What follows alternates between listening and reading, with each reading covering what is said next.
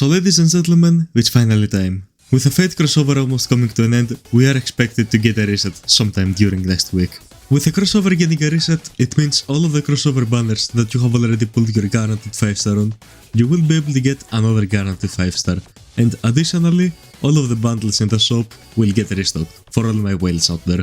The banners and the bundles won't be the only things that will get a reset though. Just like any previous crossover, the crossover exchange shop will get a reset as well, which means we will be able to get more character and equipment, limit breakstones, and different materials, and the thing everyone is most excited for, the luck gems.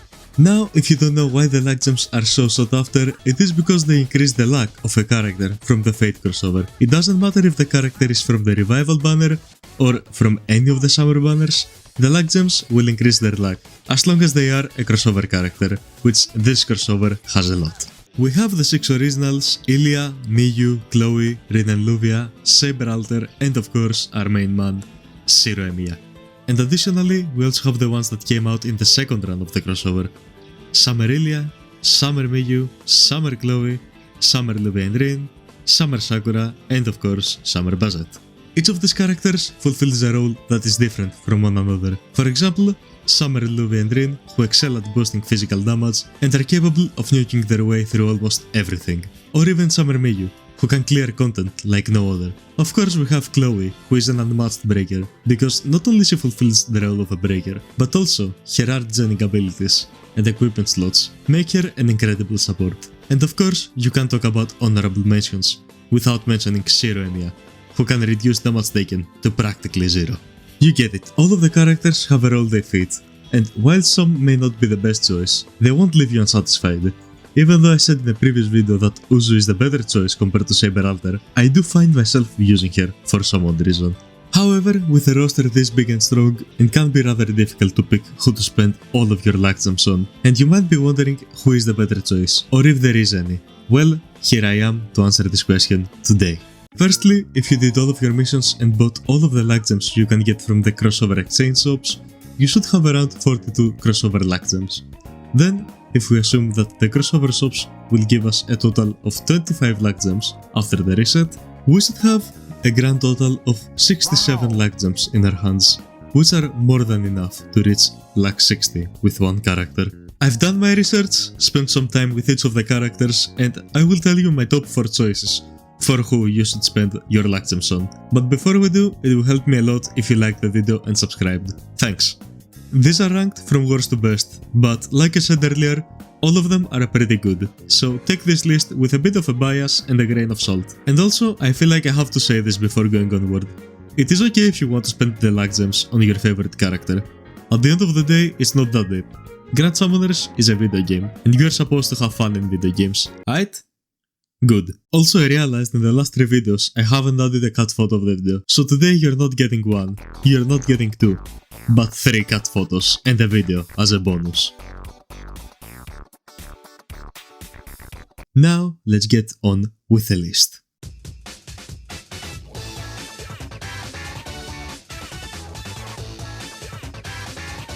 Starting off, on number 4 we have Summer Chloe.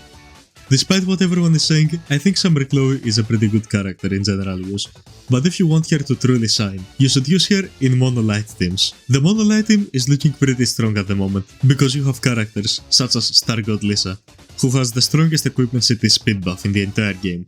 60% is nuts. You also have regular Illya, who is an incredible art gener and can stack with pretty much everyone outside of her group, with characters such as Haruto, War God Fen, or even Star God Lisa. Of course, I can't go over Monolith without mentioning one of the most anticipated characters of the Ascended era of Grand Summoners, Beyond Fate Emperor Islid, which actually got announced that he is coming to Global very soon.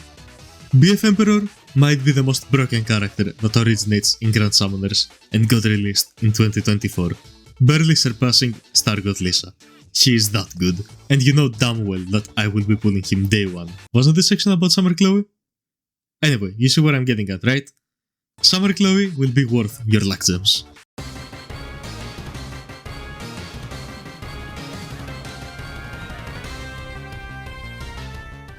Moving on to number 3, Summer Miyu. If you have Summer Miyu, you already know she is a beast for farming, and giving her that extra slot for a player XP upgrade will make your farming sessions even better, as you will be getting more XP, which, if you don't have any characters that can increase the XP gained, you will not be sorry for making that choice. The reason you want a player XP crest on Summer Miyu is because getting XP for your account is one of the most valuable things you can get in Grand Summoners. Getting more XP will make your energy bar bigger, which means stamina potions will be more and more valuable and efficient as time goes on. Believe it or not, I started this account in January of this year, and I am already rank 227, which is a lot, and I mean a lot, of grind. Now to get back in Summer Miyu, you definitely should lack 60 here. However, if you have a duplicate of Summer Miyu, I highly recommend you to not using on limit breaking, but rather keep here and have one Summer Miyu for general use and one Summer Miyu for farming. Okay, moving on.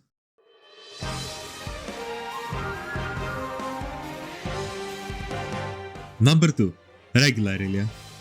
If you're a new player, Illya is a character you shouldn't sleep on. Her ability to increase all allies crit rate and art gates is something you should make more use out of.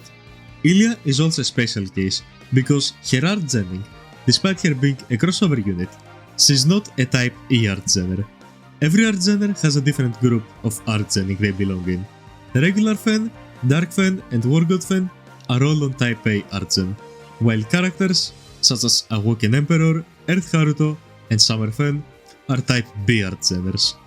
If two characters are of the same art gen type, their art gen effect won't be able to stack, and usually crossover characters are art gen type A. Hoka, for example, who is probably the best art genre in the game as of right now, is type A art genre. Evil Eye also type A. Illya is type F, I think, I'm not really sure, but either way, she is not type A, meaning she can stack with practically everyone outside of type F group. Also, type F art gen doesn't have many characters in it, so giving Illya your luck gems is a safe bet that I believe will age like fine wine. 体は剣でできている。意志はまた一人、剣の丘で砕氷を砕く。けれど、この生涯は未だ果てず、偽りの体はそれでも剣でできていた。Lastly, for number 1, we all know who it is. The unmatched king of Grand Summoners, a character who is on a tier of his own. Someone who, if you get as a beginner, you will have an absolute blast with. Shirou Emiya. Shirou Emiya is by far the best character to spend your luck gems on, despite him not being an art genre, which is a buff that many players look for. His shield damage negation is nothing to laugh about. For starters, Emiya poses the biggest shield in Grand Summoners, if you exclude Tontanks, with 15,000 HP. Not only does the shield have this much HP, but it also reduces damage taken by 30%. And no, this is not where it ends. This is just the beginning.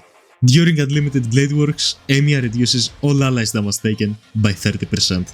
It doesn't matter what type of damage it is, if it is damage, she will reduce it. Of course, we can't forget about his true weapon, which will reduce damage taken by an additional 30% for 10 seconds, or 20 seconds if Emiya is the one holding it. This is practically like a second unique passive for this weapon. If you add up all of the damage reductions, your team will have a total of 90% damage taken reduce, all thanks to this one man over here. However, let's say you want to use normal raw Ayas instead of the true weapon.